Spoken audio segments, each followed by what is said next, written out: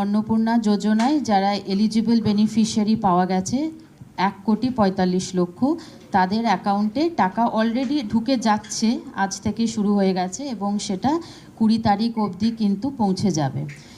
এবং সেটা পৌঁছানোর পরে বাকি যারা রইলেন, মানে ধরুন যারা 10th of জুলাইয়ের আগে অ্যাপ্লাই করেছিলেন তারা কিছু কিছু এক্সক্লুশন ক্রাইটেরিয়ার মধ্যে পড়ে গেছে। কারণ যে এক্সক্লুশন ক্রাইটেরিয়াগুলো আছে, অর্থাৎ ধরুন তিনি হয়তো একটা মিউনিসিপ্যাল কর্পোরেশনে আছেন, তিনি হয়তো 50 ডেসিমালের ওপরে তার জমি আছে, বা তিনি নিজে ইনকাম ট্যাক্স পেই, তিনি হয়তো নিজে 10,000 টাকা ইনকাম করেন ইত্যাদি, যে এক্সক্লুশন ক্রাইটেরিয়াগুলো আছে তার মধ্যে পড়ে গেছে। কিন্তু তারপরেও তারা কিন্তু বঞ্চিত হচ্ছেন না, অর্থাৎ তারা কিন্তু তাদের ক্লেম জানাতে পারেন। অর্থাৎ তার যদি টাকাটা না ঢোকে তিনি একটা ক্লেম করবেন, সেই ক্লেমটাতে যদি আবার জেলা প্রশাসন সেইটাকে যদি এনকোয়ারি করে ভেরিফিকেশন করে দেখে যে উনি এলিজিবল আছেন, তাহলে কিন্তু তিনিও আবার পাবেন। অর্থাৎ কাউকে আউটরাইটলি রিজেক্ট করা হচ্ছে না। যারা পেলো তারা তো পেড, কিন্তু যাদেরটা এখন আন্ডার ভেরিফিকেশন দেখানো হলো, অর্থাৎ তারাও কিন্তু আবার ক্লেম করতে পারেন, ক্লেম করে আবার যে টাকা কিন্তু পেতে পারে যদি সেটা ভেরিফিকেশনে তিনি এলিজিবল পাওয়া যান। এইটা একটা পার্ট। আর সেকেন্ড পার্ট হলো যারা 10th of জুলাইয়ের পরে দিয়েছিল, ধরুন কেউ 25শে জুলাই অ্যাপ্লাই করেছে, কেউ 30শে জুলাই অ্যাপ্লাই করেছে, তাহলে তাদেরটাও কিন্তু এখন জেলা প্রশাসন এবং কেএমসি এরিয়ায় কেএমসি তারা কিন্তু এনকোয়ারি এবং প্রপার ভেরিফিকেশনের কাজ কিন্তু করছেন। এই প্রত্যেকটা ফর্ম কিন্তু এনকোয়ার্ড এবং ভেরিফাইড, এবং তাই তারা সেই ভেরিফিকেশন করবেন এবং সেইটা তারা 3rd week of সেপ্টেম্বর অবধি পুরো ভেরিফিকেশন কমপ্লিট হয়ে যাবে। এবং তারপরে তাদের মধ্যে থেকে আবার যারা এলিজিবল পাওয়া যাবে তখন তারাও আবার তাদের পেমেন্টটা পাবে। এবং তারা কারোর যদি কোনো গ্রিভেন্স থাকে, সেই জন্য আমি আবার বলছি যে আউটরাইটলি কাউকে রিজেক্টেড করে দেখানো হচ্ছে না, অর্থাৎ তারা কিন্তু আবার ক্লেম অ্যান্ড অবজেকশন দিতেই পারে। হতেই পারে যে কোনো ভেরিফিকেশানে হয়তো আরেকটু ইনডেপথ ভেরিফিকেশন করতে হবে, তাহলে সেই ক্ষেত্রে ক্লেমস দিলে সেটা কিন্তু আবার ভেরিফাইড হবে এবং তিনি যদি এলিজিবল পাওয়া যান পাবেন। ম্যাডাম, এই 1,45,00,000 যে আবেদন, সেটা কি 10th জুলাই পর্যন্ত সেইটা?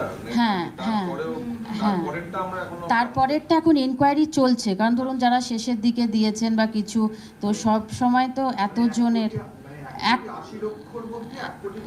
এইটা না, এইটা হচ্ছে 1,62,00,000 মধ্যে, 1,62,00,000 মধ্যে এখন আমরা 1,45,00,000কে দিলাম। বাকি 80 লক্ষ তাহলে বলছেন ওটা কিসে? ওটা হচ্ছে আমাদের যে ফর্মসগুলো, যেটা আবেদন যেটা রিসিভ করেছি আমাদের তো পোর্টালে আবেদন। হ্যাঁ হ্যাঁ, যাচাই হয়েছে 10th of জুলাইয়ের মধ্যে, এবং তার মধ্যে 1.45K তো আমরা ইমিডিয়েটলি টাকা ট্রান্সফার করছি। হ্যাঁ, 4 দিন লাগে, কারণ এত টাকা যতজন অ্যাপ্লাই করেছে ততজনই ভেরিফাই হবে। 1,62,00,000কে আপনারা ভেরিফিকেশন করেছেন? এক এক করে হ্যাঁ হ্যাঁ নিশ্চয়ই, কারণ হচ্ছে যে এইটা আমাদের সেপ্টেম্বর অবধি যখন যাচাই হয়ে যাবে তখন আবার যারা এলিজিবল হবে, এখন অবধি পোর্টালটা বন্ধ আছে কারণ এতগুলো যেহেতু ভেরিফিকেশন করতে হচ্ছে, আবার যখন পোর্টাল খোলা হবে তখন যারা এলিজিবল হবে তারা আবার অ্যাপ্লাই করতে পারবে। নিশ্চয়ই তো খুলবেই। হ্যাঁ হ্যাঁ, যাদের যাদের পাচ্ছেন না, মানে যাদেরটা আমরা এখন হেল্ড আপ করে রেখেছি, তাদের কিন্তু একটা রিবেনে কিন্তু তাদের একটা কারণটা জানিয়ে দেওয়া হবে। ধরুন সেখানে লিখে দেওয়া হবে আইটি পেই, কিংবা দেখা গেল যে মান্থলি রেমুনারেশন মোর দ্যান 10,000, যা যা আমাদের এক্সক্লুশন। অনেক ক্ষেত্রে দেখা গেছে যে তাকে হয়তো ভেরিফিকেশানে গেছে কিন্তু তাকে পাওয়া যায়নি, সেজন্য নট ফাউন্ড, যাই রিজন থাকুক না কেন সেইটাও আমরা লিখে দেব, যাতে সে সেই উদ্দেশ্যে, মানে সেইটার ভিত্তি করে সে যাতে তার ক্লেমটা দিতে পারে। 1,62,00,000 যে যার উপর ভিত্তি করে, তার মধ্যে এই 62,00,000 যে বাদ গেল, মানে 17 লক্ষ, সেই 17 লক্ষকে আমরা জানিয়ে দেবেন যে কজ অফ। হ্যাঁ, বাদ গেল না, আবার বলছি যে যাদেরকে আমরা অ্যাপ্রুভাল দিলাম না ফর ভেরিয়াস রিজন, সেই রিজনটা আমরা দিয়ে দেব, আর সেটার আমরা আরেকবার ভেরিফিকেশন করে। ক্লেম করতে গেলে কোথায় করবে? ক্লেম করতে হ্যাঁ, আমাদের যে সোশ্যাল রেজিস্ট্রি পোর্টাল আছে সেইটা আমরা আমাদের বন্ধ উইদিন, আছে। হ্যাঁ ওটা না ওইটা মানে নতুন ক্লেম নেওয়ার জন্য বন্ধ আছে, কিন্তু ক্লেমস অ্যান্ড অবজেকশনের জন্য পোর্টালটা আমরা দুদিনের ভেতরে রেডি করে দিচ্ছি সোশ্যাল রেজিস্ট্রি, সেইখানে ওরা তাদের ক্লেমটা দিতে পারবে। তার একটাই কারণ, ধরুন আজকে যে পেলো আবার কালকেও কিন্তু কিছু টাকা ঢুকবে, অর্থাৎ এই প্রক্রিয়াটা 3 থেকে 4 দিন চলবে। সেই জন্য সে তার নিজের অ্যাকাউন্টটা প্রথমে চেক করে নিক, তারপরে যেন সে তার মানে আবেদন 20 তারিখের পর থেকে 20 তারিখের পর থেকে একদম পোর্টাল 17 লক্ষ যেটা আপনার ধরুন রিটেল বা পরে যাচাই হচ্ছে, এর মধ্যে এই যে ক্রাইটেরিয়া মোস্টলি কি কারণে, মানে কোন ক্রাইটেরিয়াটার জন্য মোস্টলি বেশিরভাগটা বাদ গেছে। হ্যাঁ, বেশিরভাগটা অ্যাকচুয়ালি আধার রিলেটেড সমস্যা আছে, অর্থাৎ আধার আর নেমে মিসম্যাচ আছে। আর আপনি জানেন যে এটা ব্যাংক অ্যাকাউন্টে পেমেন্ট হয় উইচ ইজ আধার লিঙ্কড, সেজন্য যদি আধারে নাম যদি মিসম্যাচ থাকে তখন কিন্তু সেটা পেমেন্ট হবে না, এবং সেইটাই হচ্ছে সবথেকে বড় কারণ।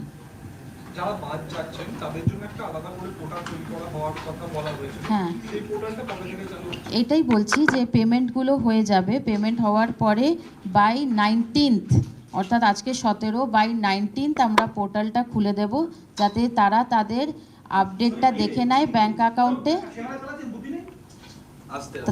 তারা যাতে ব্যাংক অ্যাকাউন্টে আপডেটটা দেখে নেয় আর করে সেই পোর্টালে ক্লেম অ্যান্ড অবজেকশনটা দিতে পারে। তো উইদিন 19th এই পোর্টালটা অন হয়ে যাবে সোশ্যাল রেজিস্ট্রি পোর্টালে। অগাস্টে হ্যাঁ হ্যাঁ হ্যাঁ হ্যাঁ, ক্লেমস অ্যান্ড অবজেকশন। আর আমাকে তো একটু টাইম দিতে হবে, যে টাকাটাও প্রথমে দেখবে যে ওর অ্যাকাউন্টে এলো কি না, তারপরে তো ক্লেমটা দেবে, এই জন্য। একটা তো হলো যে আপনার এই আধারের জন্য, আর আর অন্য কি কোনো হ্যাঁ, যেমন ধরুন ও নিজেই লিখেছে যে উনি নিজে আইটি পেই, ইনকাম ট্যাক্স পেই, কিংবা হয়তো নিজে কোনো একটা সরকারি সেক্টরে আছে যেখানে 10,000 টাকার ওপরে আছে, যেটা আমরা দেখেছি। তো সেই সব এক্সক্লুশন ক্রাইটেরিয়াতে তারা আপাতত তাদেরকে উইথহেল্ড করা আছে, হাউএভার তারা আবার ক্লেম করতে পারবে।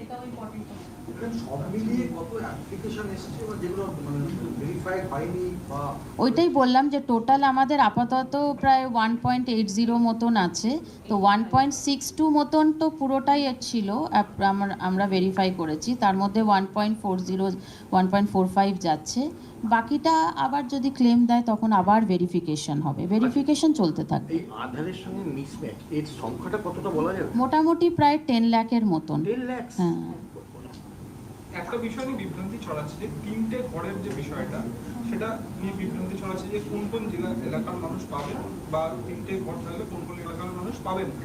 এই বিষয়টা যদি একটু ক্লিয়ার। এইটা 3টে ঘরের কথা যেটা বলা রয়েছে সেটা আরবান এরিয়া মানে মিউনিসিপ্যালিটির কথা বলা হয়েছে, কিন্তু তারপরেও যদি তার মধ্যে অন্য কোনো এলিজিবিলিটি থাকে সেইটা কিন্তু আবার ডিটেলে ভেরিফিকেশন করে যদি মনে হয় যে না সত্যি তার পাওয়ার যোগ্য আছে, সে হয়তো থাকে ওখানে কিন্তু তার একটা যোগ্যতা আছে, তখন সে পাবে। বাট অ্যাট প্রেজেন্ট মানে ধরুন একটা ফ্ল্যাট বাড়ি যেটা মিউনিসিপ্যালিটিতে আছে 3 রুম আর অ্যাবাভ, তাদেরকে এখন এটার থেকে বাইরে রাখা হয়েছে। একটা জিনিস জিজ্ঞেস করো, সেটা হচ্ছে আমরা আগেও দেখেছি যে আধার রিলেটেড সমস্যা বিভিন্ন সোশ্যাল স্কিমস এর ক্ষেত্রে স্টেট থেকে ইনিশিয়েটিভ নেওয়া হয় যাতে আর কি আধারের সমস্যাগুলো মেটানো হয়। হ্যাঁ তাহলে এই ক্ষেত্রে কি হ্যাঁ, একদমই, অনেক সময় আমরা সেটাই বলেছি যে বিডিওদেরকেও সেই মতন করেই আমরা আগেরবারও অ্যাপ্রাইজ করেছিলাম, আরেকবার আমরা বলে দেব যে ব্যাংকের সাথে মানে লোকাল ব্যাংকেই তো তাদের অ্যাকাউন্টসগুলো, তাহলে সেই ব্যাংকের সাথে যেন একটা ফেসিলিটেশন করে দেয় লোকাল বিডিও সাহেবরা, যাতে একটা এনপিসিআই পোর্টালে আধারটা লিঙ্ক করতে হয়, যেটা কিন্তু 3 থেকে 4 মিনিটের একটা কাজ। তো সেইটা যাতে ফেসিলিটেট করতে পারে ব্লক প্রশাসন, তার জন্য আমরা তাদেরকে নির্দেশ দিয়ে দেবো।